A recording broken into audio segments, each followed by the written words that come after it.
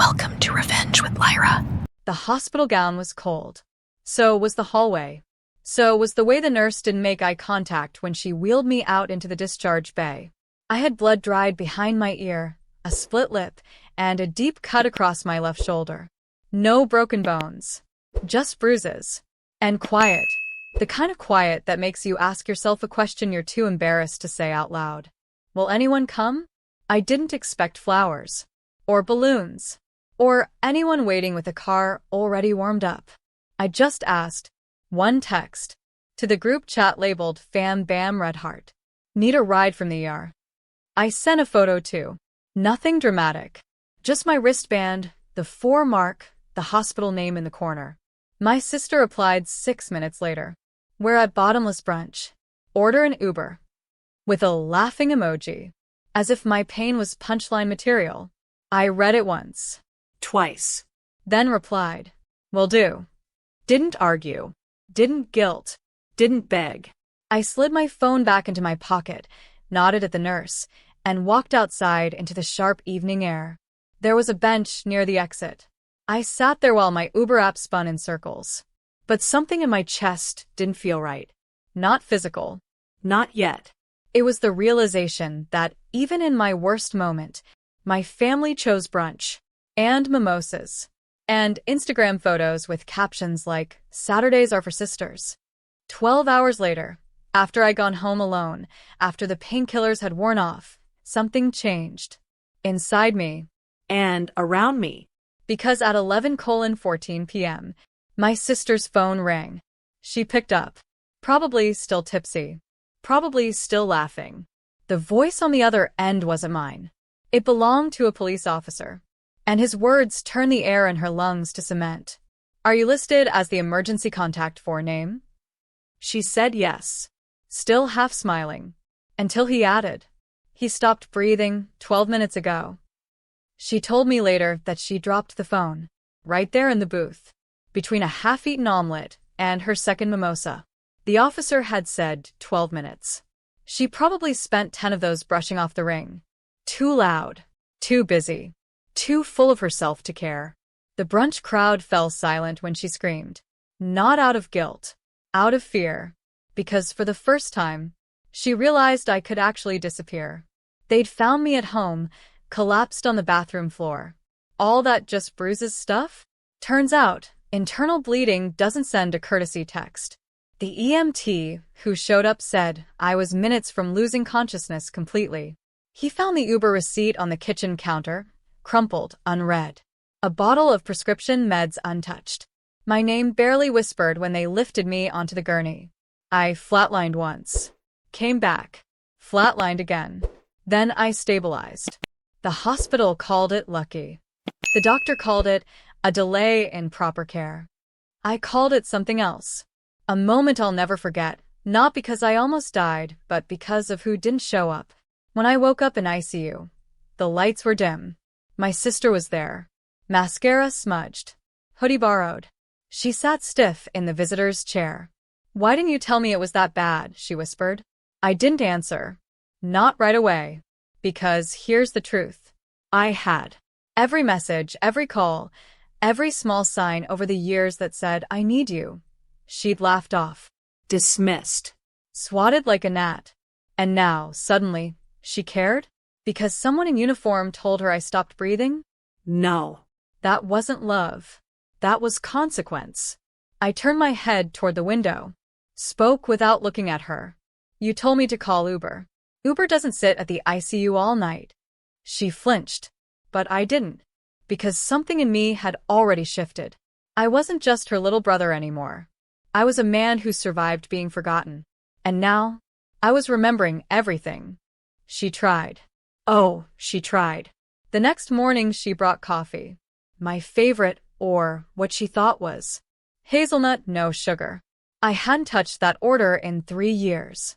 She sat by my bed like we were starring in some sad movie, waiting for forgiveness to roll in with the credits. I didn't say much. Didn't give her what she came for. Because this wasn't about mimosas. It wasn't about brunch. It was about every single moment she taught me, without saying it out loud, that her comfort mattered more than my survival. I didn't think it was serious, she whispered. That's the problem, I said. You never do. Her face crumbled. But I didn't hand her a tissue. I'd stopped cleaning up after her long ago. By the time the rest of the family showed up, late, of course, they brought flowers and stories. We were about to text you. We didn't know how to help. Maybe next time give us more of a heads up. Next time. Like grief books appointments. Like near-death sends calendar invites. I nodded politely. Listen, like a man being offered a contract he had no intention of signing. That evening, when they left, I asked the nurse to turn off visitor access. Just for one night. And in the quiet, I wrote one message. Not for them. For the officer who called her. I found his name in the discharge report. Typed slowly, carefully. Then sent. You saved my life. Not because you showed up, but because you saw what no one else did. Thank you. He replied 3 hours later. Simple. No one should ever have to dial out of their own family for help. I read it twice. And felt something loosen in my chest. Because he was right. I shouldn't have had to. But I did. And now that I had, I wasn't going back. I was discharged on a Tuesday. No balloons. No fanfare. Just a wheelchair, a clipboard, and a nurse who smiled like she knew I was walking out of more than just a hospital. My sister offered to drive me home. I said no. Called the same officer who made the call. He picked me up without a second of hesitation. The ride was quiet, comfortable, safe. He didn't ask questions. Just turned the radio down and said, "Let me know if you need anything else." And in that moment I realized he was more of a brother than my actual one ever was. When I got home, I started cleaning. Not the apartment, my life. I left the family group chat. Not with drama. Just a quiet exit. The kind they couldn't argue with because silence doesn't leave fingerprints. I boxed up old birthday cards. Took down framed photos from years that no longer counted. Wiped the digital slate too. Blocked numbers, archived threads, filtered my inbox. And then, I wrote an open letter. Not for revenge. For clarity. I posted it anonymously on a local blog that covered first responder stories. The title read, "The day my emergency contact chose brunch." I didn't name names. Didn't need to. I told the story exactly how it happened. The text. The Uber. The collapse. The silence. I ended it with this. Sometimes, it takes almost dying to finally choose who's allowed to stand beside your life. And sometimes, the person who saves you isn't the one you grew up with, it's the one who shows up when everyone else is sipping champagne. It went viral by morning. The comments section flooded. Messages like, "Same. This broke me. You are not alone." And I believed them. For the first time, I truly did. I didn't answer her calls. Not the missed one at 7:12 a.m. Not the follow-up text at 7:13. "Did you write that?" Not the voicemail she left crying at 7:18. Because I had nothing left to explain. She had stepped over my pain. Sipped around it. Dismissed it with a joke. And now that the world had seen her reflection in the mirror I held up, she didn't like the angle. The article spread. Friends shared it. Colleagues whispered about it. Even our pastor forwarded it to the church group chat with a quiet, haunting caption. "May we all show up before it's too late." My mom called too. I didn't pick up. Because the last time she spoke to me, it was to say, "Why didn't you plan better?" As if survival was a schedule I failed to follow. My inbox started filling with stories from strangers. Nurses. EMTs. Even a woman who lost her brother at brunch, too. I read every word. Because they weren't just stories. They were stitches. And I was still bleeding. That night, I got a knock at my door. Not loud. Just firm. I opened it to find my sister. No makeup. Red eyes. Holding a card in one hand and my favorite sandwich in the other, the one she never got right. "I don't know what to say," she whispered. "You already said it," I replied. "At brunch." She stood there like she wanted to fall apart. But I didn't catch her. I'd done that too many times before. I took the sandwich, closed the door, and left the card on the welcome mat. Inside, I sat alone. But not lonely. Because for the first time, I knew exactly who I was. And exactly who I no longer needed to be. She posted a statement. 3 paragraphs. Black text on a white background. No emojis. No filters. It read like a confession wrapped in PR. I failed my brother when he needed me. I chose comfort over compassion, and I'll regret that for the rest of my life. She didn't tag me, but she didn't need to.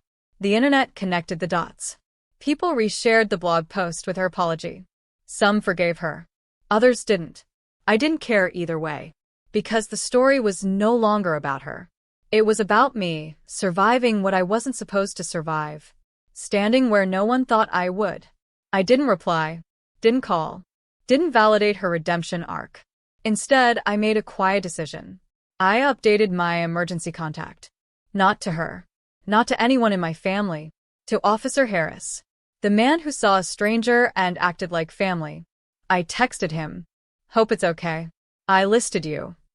He replied instantly. Of course. I've got your 6. That was it. No drama. No guilt. Just something I'd never had from my actual bloodline consistency. Later that week, I got an invite to a family healing dinner. My sister wanted to host. Said it was time to talk things through. I RSVP'd no. Didn't even hesitate. Because you don't heal by sitting in the same room that broke you. You heal by building your own. And I was doing exactly that. One boundary at a time. I was invited to speak. A community panel, small, local, for survivors of medical neglect and family estrangement. The organizer had read the blog post. Said it struck a nerve. Said people needed to hear the rest. I almost said no. Then I remembered the silence in the ER. The buzz of my unanswered phone. The sound of my own breath slipping away. I said yes. The room wasn't packed, but it was full of something better. Truth. People who didn't pretend. People who'd been hurt and healed anyway. I took the mic. Hands steady. Voice clear. I didn't name my sister. Didn't list every betrayal. I didn't need to. Instead, I said, family is not who shares your blood. Family is who waits outside your ICU room when no one else comes. Family answers when pain calls, not when the news does. They listened. Some cried. One woman came up to me after and said, thank you for saying what we've all felt, but we're too scared to admit. That night, my sister texted again. Just 4 words. You embarrass me publicly. I stared at it for a second, then replied. You ignored me privately. No more messages followed. And I didn't need them to. Because this wasn't about revenge. It was about clarity. peace. And finally learning to choose myself, unapologetically. Months passed. No drama. No apologies. Just distance, the kind that finally feels like peace. I moved cities. Took a job at a local nonprofit, the same one that hosted the panel. I helped others navigate what I had barely survived. Being abandoned while still breathing. I never told anyone in my family I was leaving. No forwarding address. No final text. Because sometimes healing isn't a conversation, it's a quiet exit. One evening, the news ran a feature. A short segment about the growing role of bystanders in emergency response. They featured a few cases. One of them was mine. They replayed the original call, my sister's laugh. The officer's voice breaking as he said, "He stopped breathing 12 minutes ago." I sat alone in my apartment as it aired. No tears. No rage. Just the soft realization. They'd heard it now too. Every person who once shrugged me off. My story wasn't hidden anymore. And neither was their silence. 2 days later, I received a letter. No return address. Just 5 words on the first page. I finally understand. I'm sorry. No name. But I recognized the handwriting. I folded the paper. Didn't tear it. Didn't respond. Because I didn't need an apology.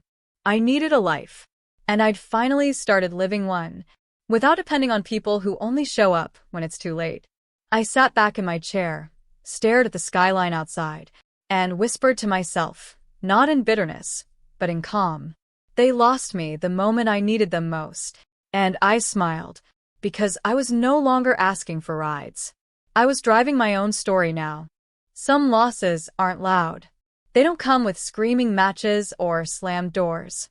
Sometimes, it's just a single unanswered message. And a silence that cuts deeper than betrayal ever could. She laughed while I bled. They brunched while I begged. And yet, I didn't choose revenge. I chose to heal quietly, deliberately, fully. Because family isn't who shares your last name. It's who holds your hand when you're too weak to lift your own.